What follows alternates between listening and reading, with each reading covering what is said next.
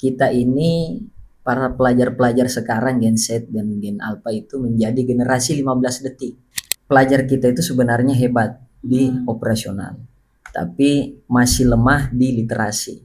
Orang tua atau pembina tidak perlu lagi jadi polisi digital untuk anak-anaknya. Orang tua ini harus menjadi teman diskusi. Halo Sapanizen, selamat datang kembali di podcast Sapanesia, ruang kolaborasi bagi kita untuk berbagi cerita, inspirasi, dan juga aksi nyata. Di sini aku Trea yang akan menemani kalian selama beberapa menit ke depan di podcast Sapanesia.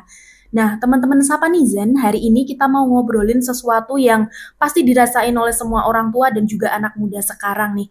Nah, yaitu soal kecanduan media sosial. Nah, sekarang itu kan anak-anak lahir langsung akrab sama layar begitu ya. Tapi pertanyaannya, apakah media sosial itu ruang bermain yang aman atau malah jadi penjara tanpa jeruji buat mereka begitu. Dan untuk mengupas lebih dalam tema ini, sekarang sudah hadir bersama kita sosok inspiratif yang akan kita ajak berdiskusi dan juga berbagi perspektif seputar fenomena ini, yaitu Ketua Umum PPIPM Nasional. Beliau adalah Mas Dhani Rahmat Muharam. Selamat datang Mas Ya, Dhani. selamat Mbak. Saya Ya, baru datang juga ini di sini di di sini. Solo. Halo, sapa Nizen. Ya, keren sekali. Gimana kabarnya nih Mas sore ini? Alhamdulillah sehat dan Sehat baik, Mas. Mbak. Ya, alhamdulillah. Ini langsung saja ya Mas ya ini. Siap, Mbak. Mas Dhani sebagai pimpinan organisasi pelajar yang besar ini Mas, gimana ini Mas melihat fenomena anak-anak sekarang tuh yang kelihatannya sangat bergantung gitu sama media sosial. Ini menurut Mas ini udah masuk tahap yang waspada darurat gitu atau sebenarnya ini tuh masih hal wajar sih Mas? Oke, Mbak Trea. Trea ya, Iya, Mbak Trea Trea. Mas. Oke, pertama mungkin kalau kita bicara persoalan ketergantungan medsos, ini memang sebenarnya sebuah fenomena. Ini kalau kita berbicara darurat atau wajar, mungkin secara secara teknis jujur kalau kita melihatnya ini Mbak, ini sebenarnya di tahap darurat fungsional. Darurat fungsional. Tapi kalau kita bicara secara teknis itu sebenarnya hal yang wajar, karena pada hari ini memang kita hidup di dunia digital yang memang notabene sehari-hari itu kita berinteraksi dengan dunia maya. Nah, sekarang memang secara fungsi itu banyak pelajar yang kehilangan kemampuan untuk berinteraksi secara mendalam di dunia nyata. Nah, karena memang pengaruh-pengaruh dari media sosial itu sungguh nyata adanya. Jadi mereka banyak pelajar-pelajar mungkin atau anak-anak yang usia-usia pelajar yang tidak bisa membedakan mana yang dunia nyata dan mana juga yang dunia maya. Kurang lebih seperti itu, Mbak. Iya, berarti tetap darurat juga ya Mas ya? Ya, jadi secara fungsi darurat, tapi secara teknis memang itu wajar. Kurang lebih seperti itu, Mbak. Oh iya. Nah, ini juga ada pendapat nih Mas, kalau media sosial itu kan bikin anak tuh jadi generasi instan gitu dan juga susah fokus. Nah, Mas Dhani tuh setuju nggak sih kalau kualitas mental pelajar kita tuh sebenarnya sekarang tuh jadi rapuh gitu gara-gara terlalu sering scrolling media sosial? Nah, kalau untuk itu Mbak Tria sebenarnya saya setuju sebagian. Nah, saya setuju sebagian. Kenapa? Karena kalau kita berbicara tentang hari ini kan kita bicara algoritma media sosial. Nah, algoritma medsos itu memang didesain untuk untuk kepuasan instan. Nah, jadi kalau misalnya kita mau hiburan, tinggal scroll, terus mau makan, tinggal pesan, tinggal klik. Nah, ini kemudian memang membuat daya juang dan fokus pelajar kita hari ini memang menurun. Nah, sehingga kita ini para pelajar-pelajar sekarang Gen Z dan Gen Alpha itu menjadi generasi 15 detik. Nah, apa maksudnya generasi 15 detik? Generasi 15 detik ini ditentukan ketika mereka melihat 15 detik awal yang mereka lihat di media sosial. Nah, jadi ketika 15 detik awal tidak menarik mereka lihat, maka informasi itu atau informasi yang ada di 15 detik awal mereka pasti tinggalkan. Nah, itulah yang membuat mental para pelajar atau mental anak-anak hari ini itu jadi agak rapuh. Karena memang di kehidupan nyata itu mereka kurang memperhatikan. Tapi kalau kita bicara instan ya bicara sukses pun itu tidak instan, Mbak. Iya. Kurang lebih seperti itu. Ya, berarti sangat berpengaruh juga ya Mas Sangat ya berpengaruh. dengan scrolling media sosial ini. Nah, ini kan di media sosial itu kan banyak banget Mas hoax dan juga ujaran kebencian gitu.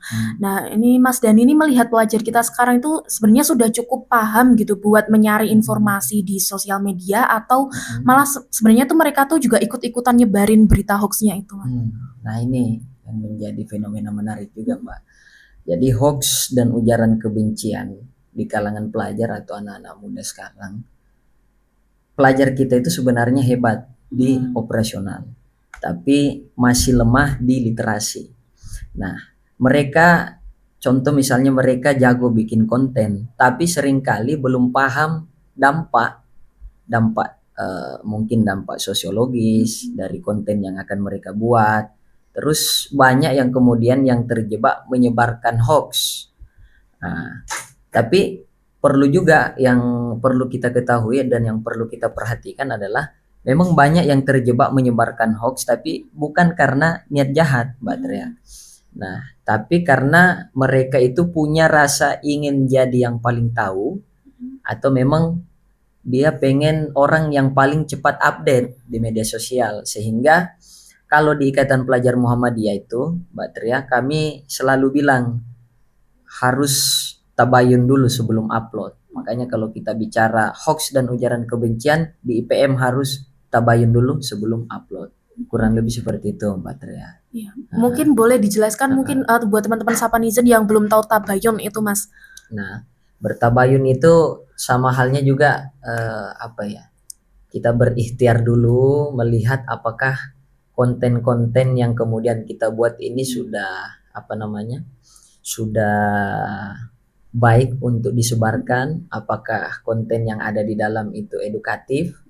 Terus selanjutnya apakah ketika kita mengupload konten itu apakah akan menimbulkan ujaran kebencian ataukah konten yang akan kita buat itu memang sumbernya sudah jelas dan bukan hoax. Nah, jadi memang bertabayun itu penting sebelum kita upload. Kurang lebih seperti itu, Mbak. Baik, Mas. Nah, tadi kan sudah berbicara soal hoax nih, Mas. Kalau kita bicara soal privasi nih, kan banyak anak ini sekarang tuh pada nggak sadar gitu, Mas. Kayak istilahnya menjual data data pribadi mereka gitu di medsos gitu, sering upload tanpa batasan begitu ya mungkin. Nah, gimana tuh cara IPM ini untuk mengedukasi teman-teman pelajar ini supaya lebih melek lagi soal keamanan digital? Nah, ini sebenarnya PR besar, Mbak Tria, khususnya kita di Ikatan Pelajar Muhammadiyah. Kita perlu memang harus ada edukasi privasi dan keamanan data. Nah, banyak kemudian teman-teman yang ada di sekeliling kita, mungkin pelajar-pelajar yang ada demi tren atau challenge tertentu itu rela mengumbar data pribadi seperti misalnya alamat, terus nama orang tua atau lokasi real time. Nah, IPM itu hadir untuk mengedukasi melalui gerakan pelajar melek digital.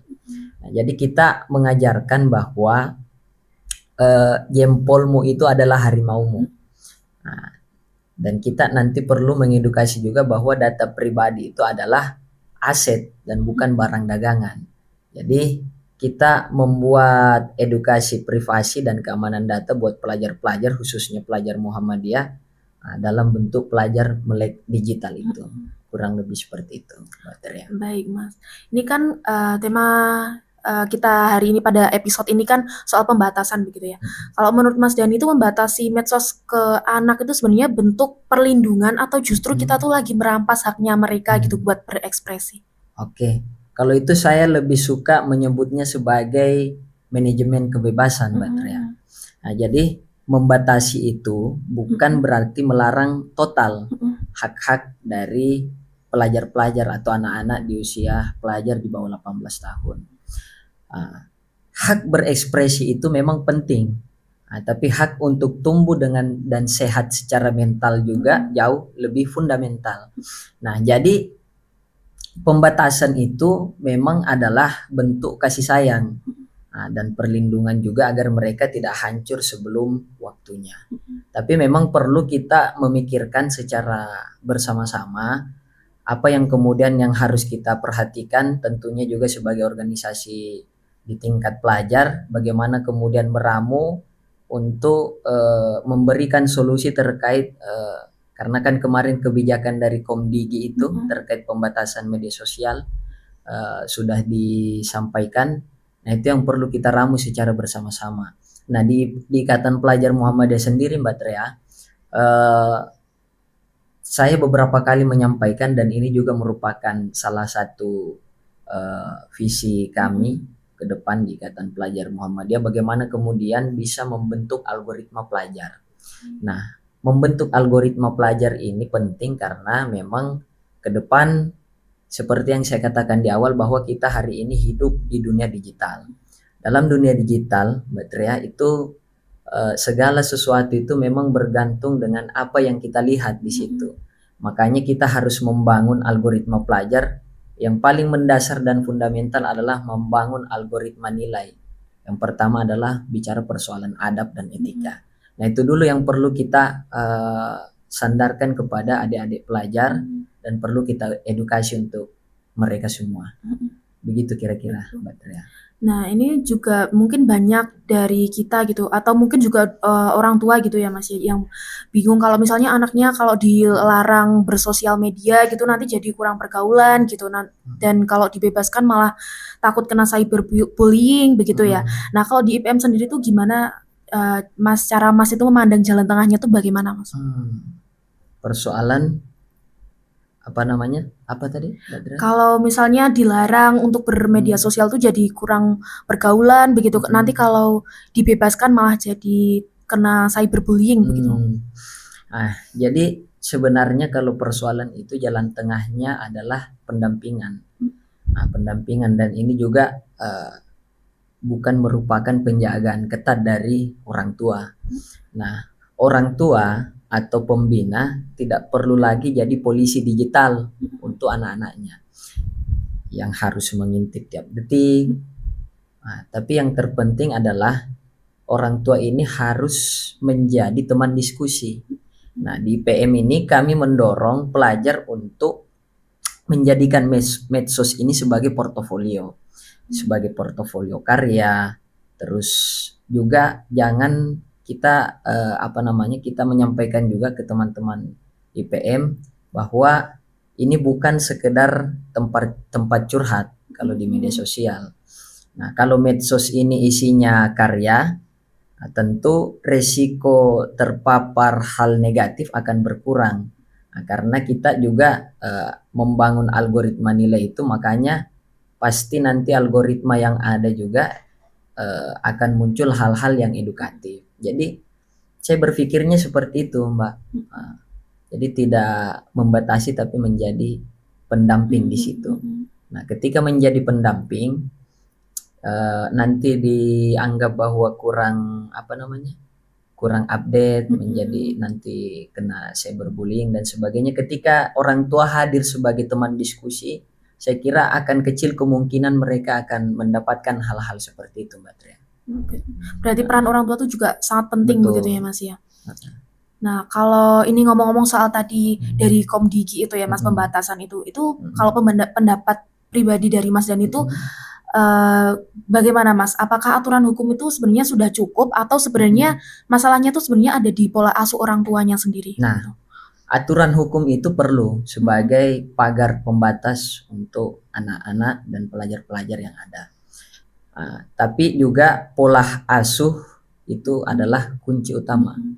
Nah, seketat apapun aturan dari platform misalnya, aturan yang dibuat oleh pemerintah misalnya, kalau anak tidak diberi pemahaman, pelajar-pelajar tidak diberi pemahaman, yang pertama di rumah, mereka itu akan mencari cara untuk kalau misalnya kan kalau kita berbicara misalnya pembatasan dari Komdigi itu.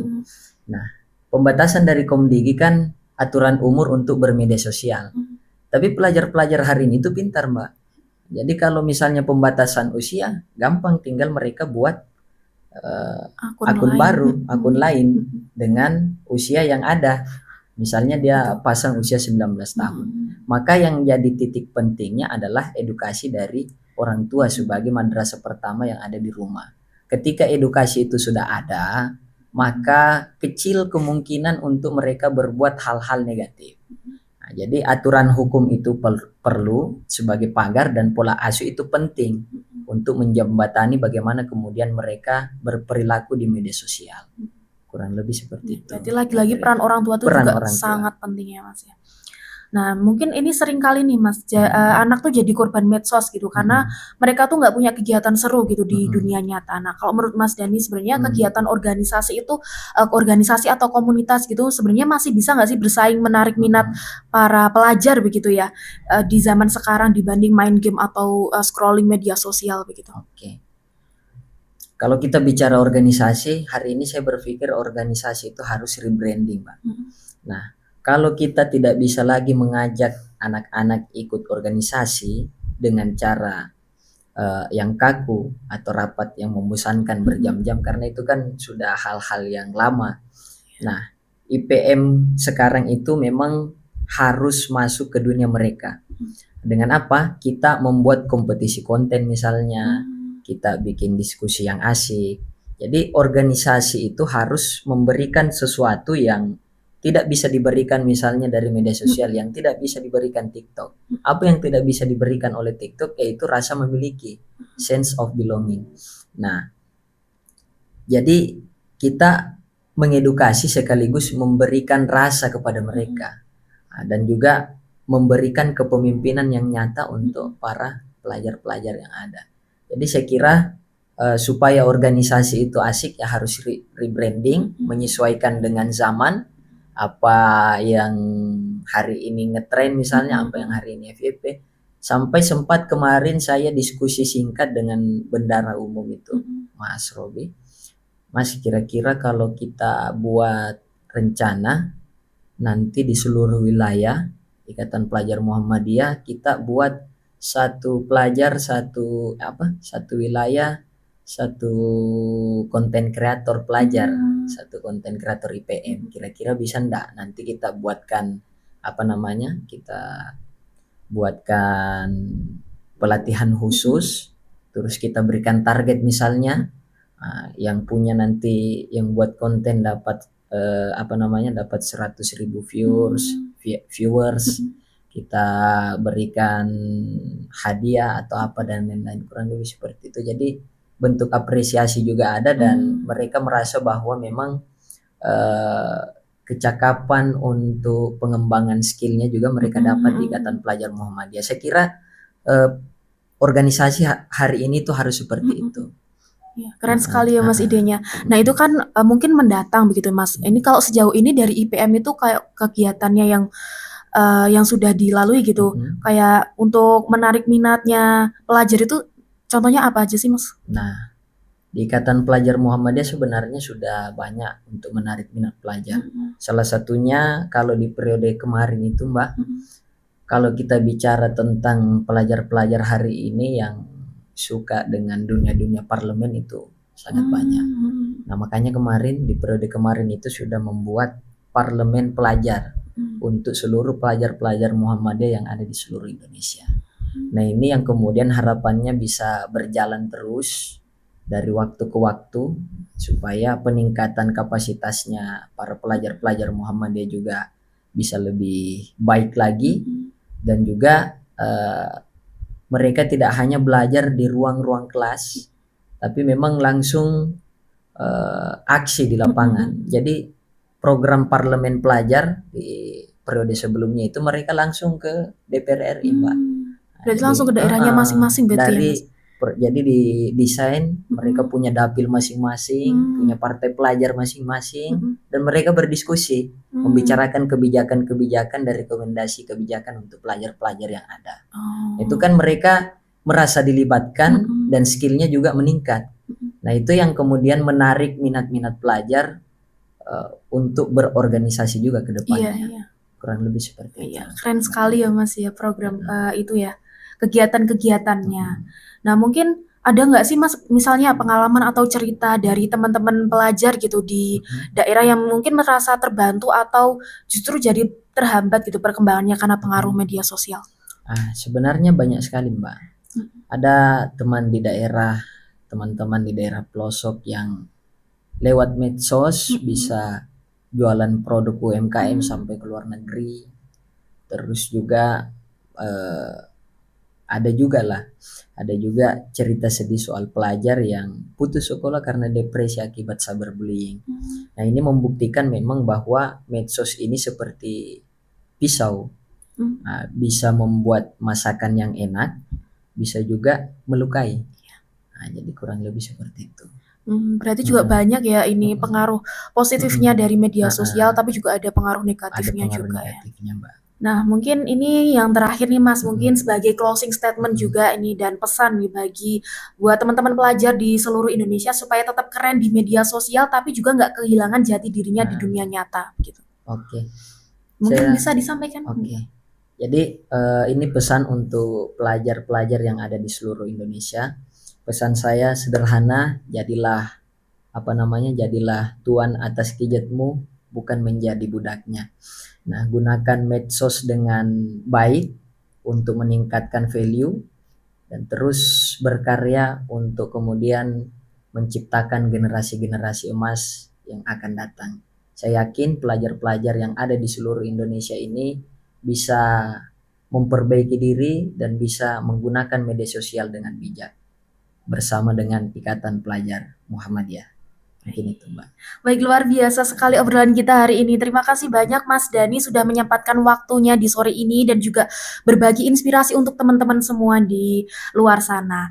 Nah, ternyata teman-teman Sapa Netizen membatasi itu bukan berarti membenci, tapi cara kita untuk menjaga agar masa depan anak-anak ini nggak habis cuma buat scrolling tanpa arah begitu. Saya Trea pamit undur diri, sampai jumpa di episode podcast Sapa Nesya berikutnya. Bye-bye.